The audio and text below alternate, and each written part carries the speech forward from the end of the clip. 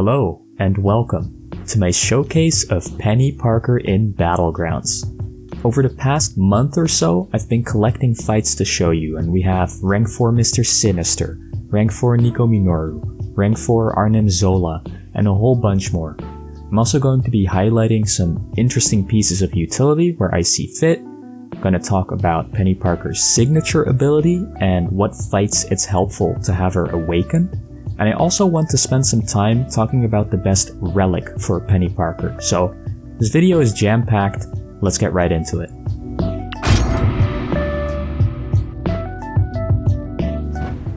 In this first fight against Gentle, I'd like to pretty quickly summarize how Peni Parker works. Peni Parker fits the pretty standard champion archetype, where the special 1 is used to ramp her up, and the special 2 is the big damage payoff. Now, ideally, you want to throw your special 1 when the opponent is just over a bar of power. Your special will then power burn them right under and push them back over a bar. And if the opponent fills a bar of power during your special 1, you ramp up faster. After ramping up, you want to build to 2 bars of power, use your relic, we'll talk more about the relic later, and then launch a big special 2 that will hopefully melt the opponent. Now, her big damage payoff is mostly in the form of instant incinerates and incinerate debuffs. That is energy damage, not reliant on crits, and that makes her pretty good for fighting Gentle.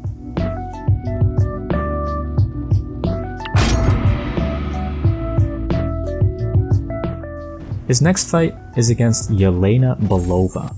Now it's important to note that throughout this whole video, Peni Parker will be at rank 3, Sick 20, and as you might have seen in the pre-fight screen, Yelena Belova is at rank 4. In this video, Peni Parker is going to be punching up regularly. Now because rank 4 Yelena Belova is incredibly tanky, we're going to be ramping up using the SP1 twice. If you are gonna go for this double SP1 rotation, you really want to throw your second special 1 when you're as close to 2 bars of power as possible.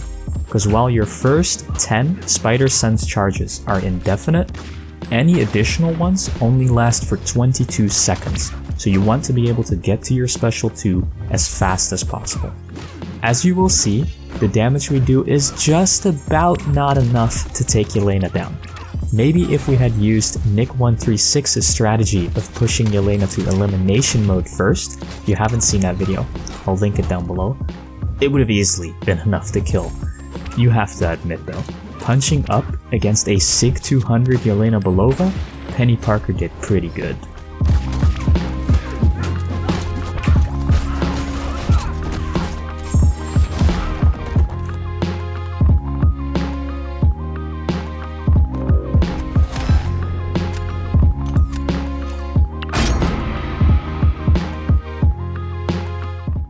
Here we have a fight against Domino. Is Peni Parker a Domino counter? Short answer, no. Long answer, meh, in a pinch, it's pretty decent. What Peni Parker has going for her here is that she doesn't have a lot of abilities for Domino to crit fail. For example, Peni Parker's Spider Sense charges cannot be prevented by ability accuracy reduction. But, as you will see in this fight, Domino will do Domino things like evading my relic, thank you. Despite that happening, Peni Parker handles the fight decently well.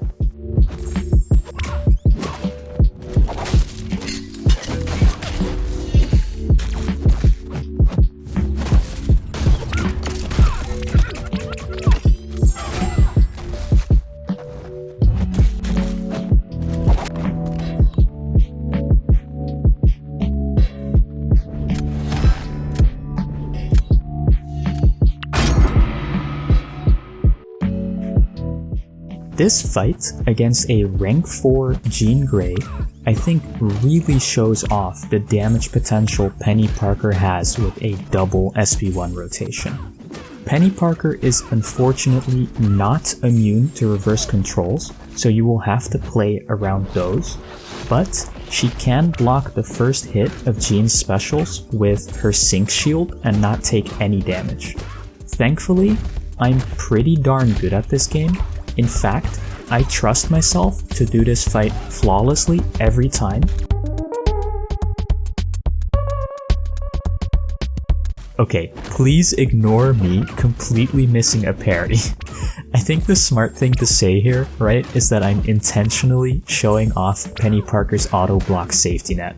Now, despite Jean Grey having inherent energy resistance, her force field coming back, her being a rank higher than Peni Parker, and me missing a parry and losing some spider sense charges, Peni Parker has enough damage to take Jean down.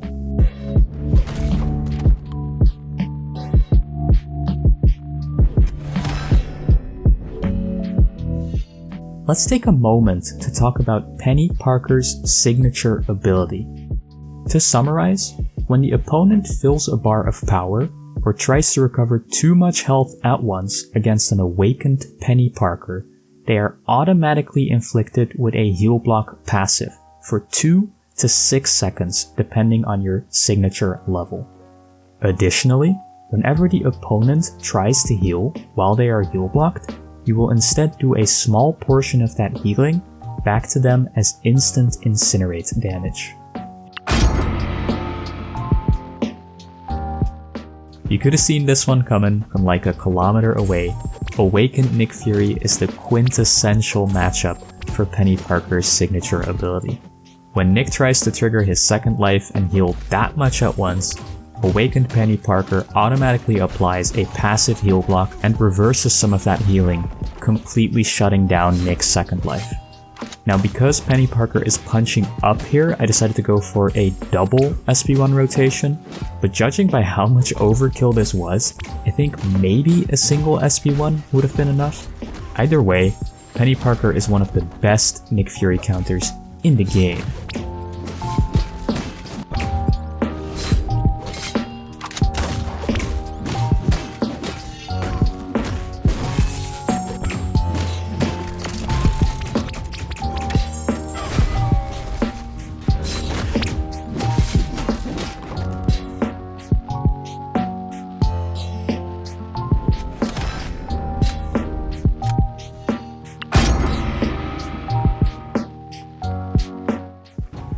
Rank 4 Mr. Sinister. Truthfully, Peni Parker does not need to be awakened for this fight. Most of her damage is in the form of red numbers, and Sinister doesn't regen those.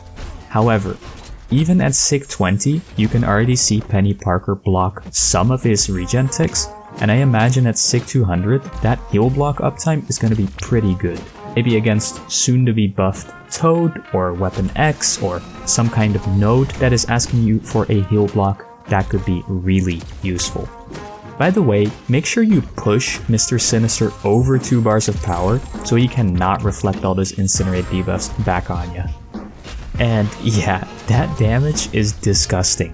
Single SP1, punching up, Mr. Sinister, get in the bin, mate.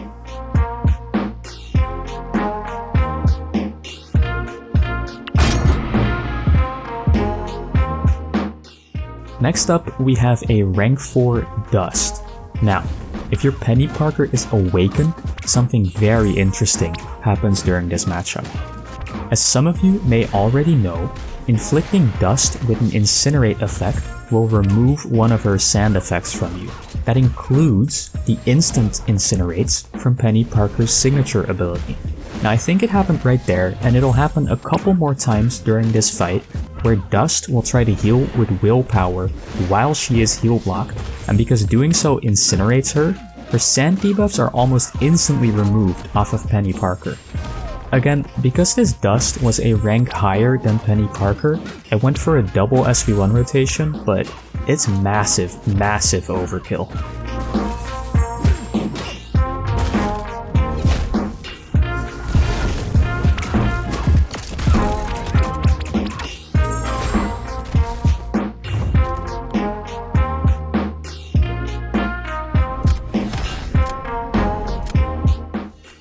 The time has come to talk about the best relic for Peni Parker. I believe that the Sentinel relic is by far the best one for Peni Parker. I've pulled up the 6-star variant on Khonshu's Ankh here. Let's have a look at some of these abilities.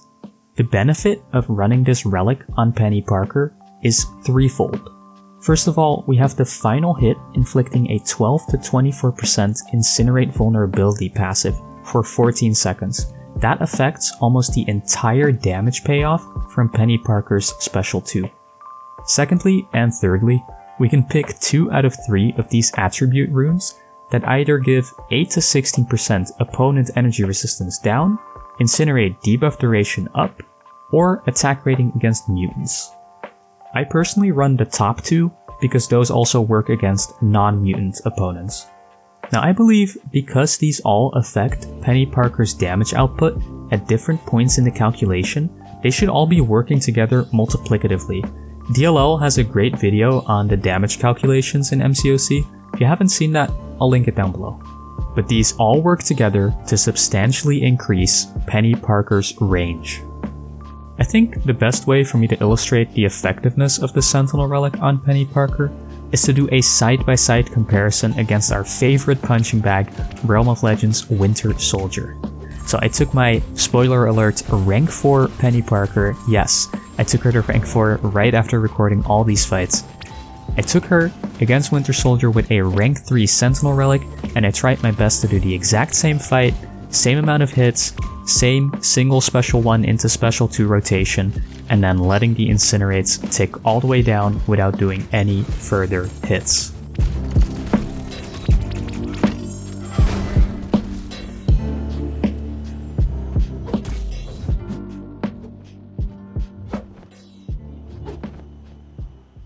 After quitting out of the fight, I compared Winter Soldier's remaining health in both cases, and when doing the single SB1 into Special 2 rotation, by running a 6-star rank 3 Sentinel relic, I managed to increase my total damage by about 20%. Very nice. With that out of the way, let's get back to the Battlegrounds fights. Next up, immediately after spending time talking about the synergy between the Sentinel relic and Peni Parker, is a fight against rank 4 Sentinel. How poetic, it's almost like I spent way too much time scripting these things out. One of the things that makes Sentinel a scary defender is that he is super tanky. Throughout the fight, he gains a bunch of armor rating and critical resistance. Now thankfully, Peni Parker does not need to crit to do her damage, and Incinerate damage is not affected by the opponent's armor rating. Similarly to Gladiator, if your damage can bypass the opponent's armor rating, quite a few tech defenders become a whole lot less tanky. Still though, this is a rank 4 Sentinel, so we're going for a double SB1 rotation, and despite Sentinel reducing the potency of instant Incinerates by up to 50%, you will see specifically those Incinerate debuffs melt Sentinel right past that dangerous final phase.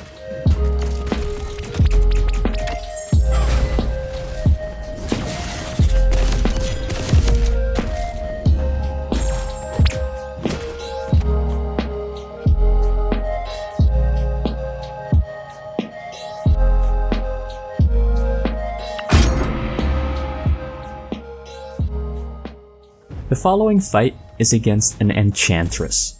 Peni Parker isn't really an Enchantress counter, and I also play this fight wrong, but this fight is mostly here to show that in general, Peni Parker is pretty good against Mystic champions because she does not rely on buffs at all. The big mistake that I make in this fight is that I don't remove all of Enchantress spells before dropping that big special 2. And I believe it's like 40% of damage is prevented while those 2 spells are up. Anyways, I think you can still see that this is a pretty decent matchup for Peni Parker.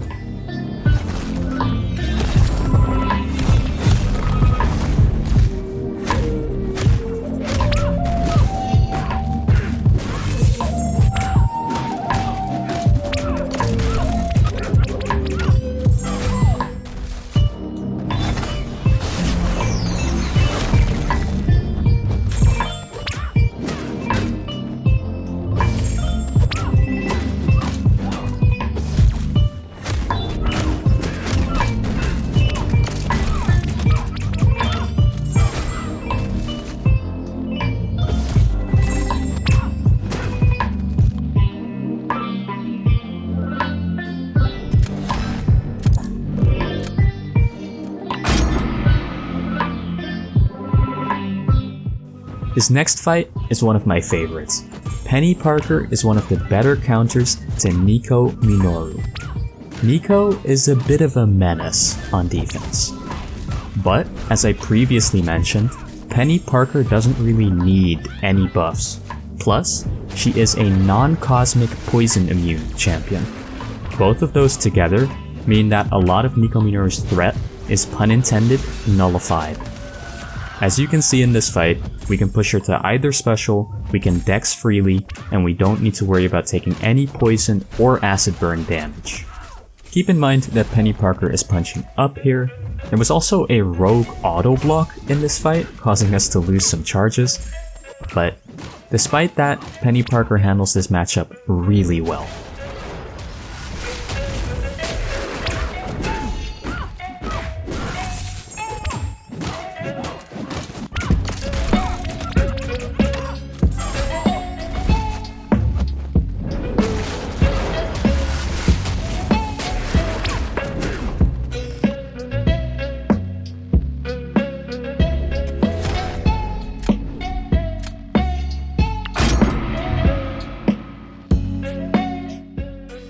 Next up, we have a fight against Rintrah. Not the best matchup for Peni Parker. Rintrah has some inherent energy resistance, meaning we have to go for the double SB1 rotation, even at equal ranks. Again though, another example of Peni Parker being pretty decent against Mystic defenders. By the way, I just want to mention another Mystic defender that Peni Parker is good for, but that is unfortunately not included in this video, is Man-Thing. Peni Parker is poison immune, doesn't have a lot of buffs to nullify, and does not need crit damage.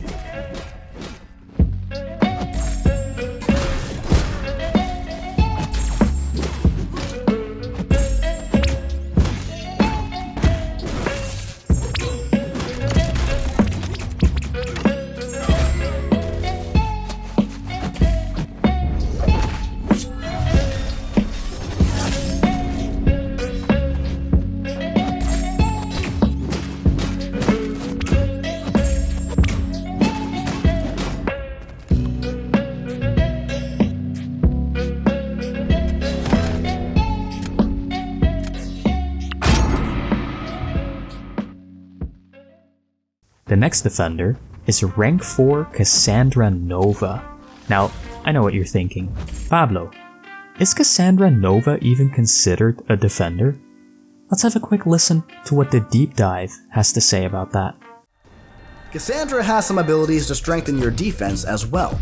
She'll stun the opponent if she's hit while using a heavy attack, and if she gets 12 or more Dauntids on the opponent, her neuroshocks can be inflicted on basics, even through block.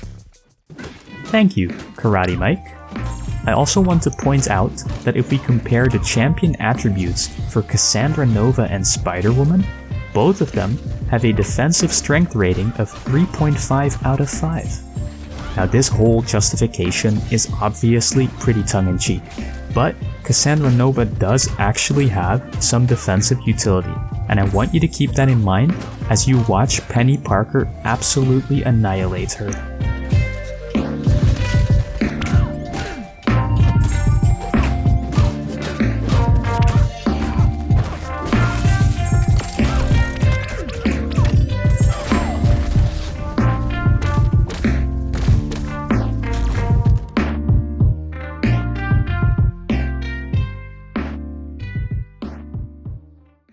Here's an interesting piece of utility I'd like to quickly highlight. While Sync Shield is active, when performing a well-timed block, you gain 6% of a bar of power.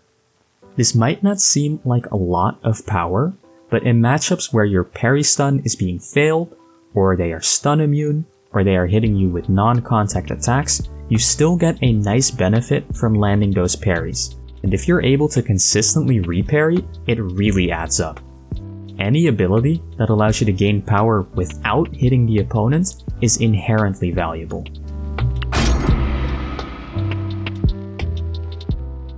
I can't think of a better way to show this off than against Shuri.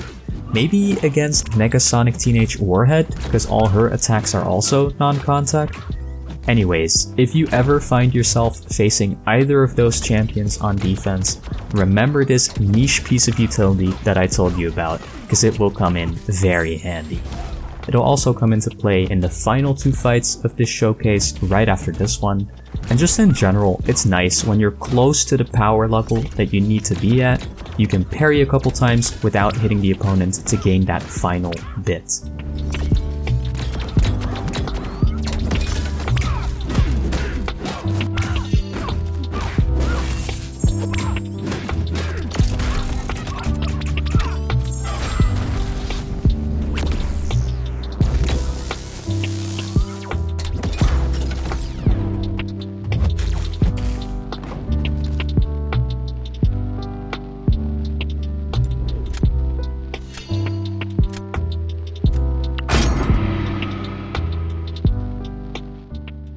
Second to last fight in this showcase is against Red Skull. This is another one where we get to show off that parry power gain utility because he will be failing a lot of our stuns. But it's not the best matchup for Peni Parker because Red Skull does have quite a bit of energy resistance. We need to go for the double SB1 rotation even at equal ranks, and you'll see in this fight, at some point right after throwing my relic I think, I'll be unable to throw my special, like it's just not doing it. So unfortunately this fight doesn't go as clean as it can be, but still I've managed to salvage it and it went pretty okay.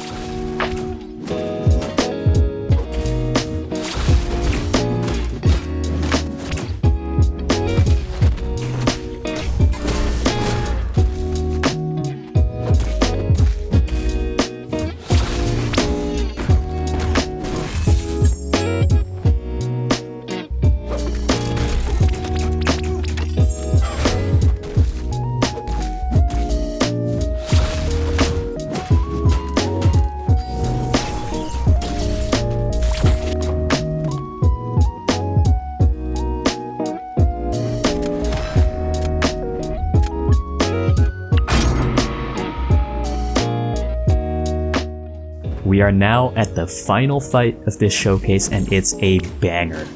Peni Parker punching up against Arnim Zola. This is one of those fights where it all comes together. First of all, Peni Parker has the dex and heavy spacing to relatively consistently heavy counter Arnim Zola's heavy. Secondly, the sync shield reduces the necessary block damage, and every time we parry, we get that tiny bit of bonus power gain, even against his non-contact attacks. Thirdly, and crucially, Peni Parker's instant incinerates during her special 2 bypass Arnim Zola's cowardice, and her incinerate damage in general is able to bypass Arnim Zola's massive armor rating. Peni Parker can absolutely melt Arnim Zola, and when it all works out, it is beautiful.